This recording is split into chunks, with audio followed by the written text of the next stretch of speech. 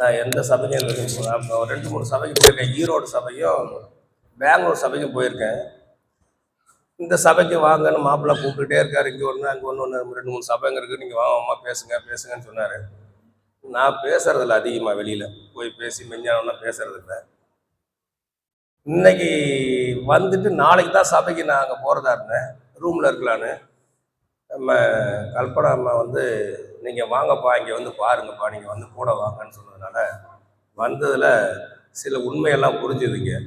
இந்த மடத்தில் பார்த்தது, அவங்களுடைய கதையை கேட்டது எல்லாம் பார்த்தீங்கன்னா பெரிய ஆச்சரியமாக இருக்குது. இப்போ மெஞ்ஞானத்துக்கு வருவோம். பெரும்பாலும் எல்லாத்துக்கும் தெரியும் உங்களுக்கு, மனிதன் எதுக்கு பிறந்தான், மறுபடியும் எங்கே போய் சேர்றான் அப்படிங்கிறது உங்களுக்கு ஒரு அளவுக்கு தெரியும். ஏன்னா வேதனை படிச்சுக்கிட்டு இருக்கீங்கல்ல, அதனால் தெரியும். சொர்க்கம் நரகன 2 இருக்குது, அதை வந்து சொர்க்கத்துக்கு போகணும் அப்படிங்கிறதா ஒவ்வொருடைய பாரவான்களும் ஒவ்வொருடைய மெஞ்ஞானிகளும் வந்தது சொர்க்கத்துக்கு போகணுங்கிற ஒரே குறிக்கோள் தான் எல்லாம் வர்றாங்க. ஆனால் அங்கே போய் சேர்ந்தாங்களாங்கிறதுங்கிறது தெரியாது.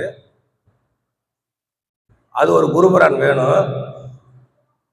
அதை அடையிறதுக்கு பெரிய கஷ்டம் அந்த காலத்தில்.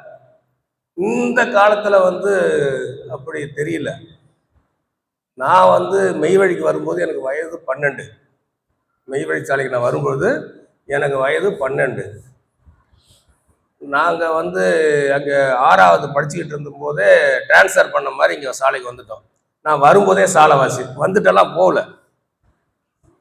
சாலைவாசியாக இருந்து தெய்வத்து கூடவே இருந்து ஒரு 3-4 வருஷம் கூடவே இருந்தேன். அவங்க திருப்பாதத்திலே இருந்து அவங்க சில தொண்டெல்லாம் செஞ்சுட்டு இருந்தேன். நான் இன்னைக்கும் அதே ஊரில் தான் குடியிருக்கேன். எல்லாமே இது வரையும் 54 வருஷம் என்ன ஆச்சுன்னு நினைக்கிறேன் சாலையில்.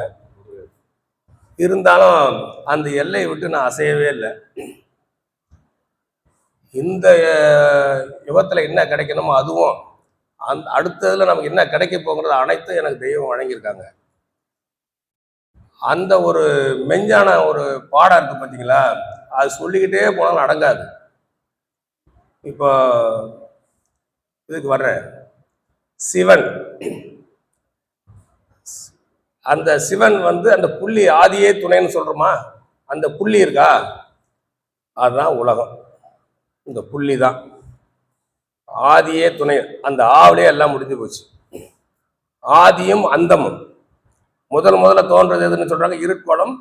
அந்த இருட்டில் ஒரு ஒளி வந்து அவங்க தான் சிவன். அவங்க தான் இந்த உலகத்தை உண்டாக்குறாங்க. இந்த உலகத்தில் மனிதனை படைக்க வைக்கிறாங்க. அவங்க தன்னைக்குள்ளே எத்தனையோ உருவத்தை படைக்கிறாங்க. எதுவுமே சரியாக வராமல் கடைசியில் மனிதத்தோட தன்னை போலவே ஒரு உருவத்தை படைச்சு அவங்க தன்னைத்தானே வணங்கணுங்கிறதுக்காக அது எடுத்து வச்ச பிறவி இந்த மனித பிறவி. சிவன் வேற அல்ல, நம் உடல் வேற இல்லை. உங்ககிட்ட என்ன சிவன் குடியிருக்காங்களோ அதே சிவன் தான். அது வந்து நரராக இருந்தாலும் சரி, நம்ம மெய்வழியாக இருந்தாலும் யாராக இருந்தாலும் சரி, அவங்ககிட்ட யார் குடியிருக்காங்களோ சிவன், அதே சிவன் தான் நம்மகிட்ட குடியிருக்காங்க.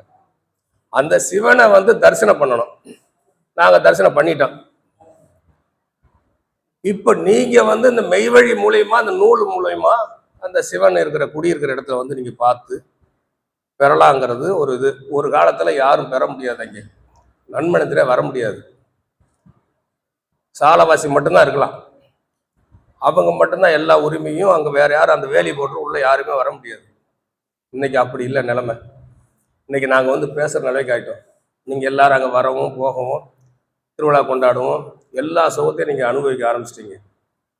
நாங்கள் இவ்வளோ பெற்றமே, எங்களுக்கே தீர்த்தம் கிடையாது. இப்போ தீர்த்தம் போட்டுக்கிறீங்களே வந்து ஆலயத்தில், அப்போல்லாம் எங்களுக்கே தீர்த்தம் கிடையாது. அங்கேயே வளர்ந்து எல்லாம் இருந்தும் எங்களுக்கு அந்த உரிமை கிடையாது. ஏன்னா சில பேர் நினைப்பாங்க நம்மளை வந்து ஒதுக்குற மாதிரி வச்சுருக்காங்க, இப்படி பண்ணுறாங்க அப்படி பண்ண. எங்களுக்கே இல்லையே. அதுக்கப்புறம் போராடுறோம். நிர்வாகத்துக்கிட்டையும் அண்ணங்கிட்டையும், பெரிய அண்ணன் இருந்தார் யுகவான், அவர்கிட்ட போராடி அதை பெற்று இன்னைக்கு எல்லாரும் அதை அனுபவிச்சுட்டு இருக்கீங்க. அப்புறம் இந்த சினிமாவில் வரும், நட்ட கல்லும் பேசுமோ நாதன் உள்ள இருக்கையை சுற்றி வந்து சொல்லும் மந்திரம் ஏனடான்னு இருக்குல்ல, எல்லாம் வந்திருக்கும். நட்ட கல்லும் பேசுமோ நாதன் உள்ள இருக்கையில். நாதன் உள்ள இருக்காரு. நட்ட கல்லும் பேசுமோ நாதன் உள்ள இருக்கையில் சுற்றி வந்து 3 முறை சொல்லும் தான். சுற்றி வந்து என்ன இருக்கு, ஒன்றும் இல்லை. ஒரு சிலையை செய்கிறோம், நம்ம செய்கிறோம், உள்ளே வச்சு பூட்டிடுறோமா? அது யார் எஜமான்? நம்ம தானே. நம்ம தான் தூக்கிட்டு சுற்றணும், நம்ம தான் கொண்ட வைக்கணும், நம்ம தான் வச்சு பூட்டணும். அதை செய்கிறது யாரு? மனிதன் தான். அதை தூக்கி சுமக்கிறது நம்ம தான். பயபக்திக்காக அத்தனை எடுத்து வச்சாங்க. அப்ப எல்லா இப்போ மாணிக்கவாசல் ஒரு கோயில் கட்டினாரு. எங்க? ஆவுடையார் கோயில்ல. ஏன் கட்டினாரு?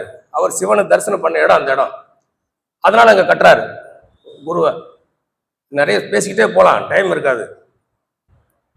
அப்படி ஒரு மெய்வழிச்சாலைக்கு அந்த மண்ணை மிதிக்கிறதுக்கே கொடுத்து வச்சிருக்கணும். அதுக்கு உங்களுக்கெல்லாம் நீங்க எத்தனை பேர் மெய்வழிச்சாலைக்கு வந்து அங்கே மண்ணில் கையை வச்சு காலை வச்சு தெரியல. ஆனா அப்படி ஒரு அற்புதமான காலம் இப்போ அங்கே இருக்கு. நீங்களும் வரலாம், அந்த மெய்யை பெறலாம். இன்னொரு நாளைக்கு நான் விரிவாக பேசுகிறேன். நிறைய பேச வேண்டியது இருக்குது. ஏன்னா நிறைய பேர் பேச வேண்டியதுனால சுருக்கமாக முடிச்சுக்கிறேன்.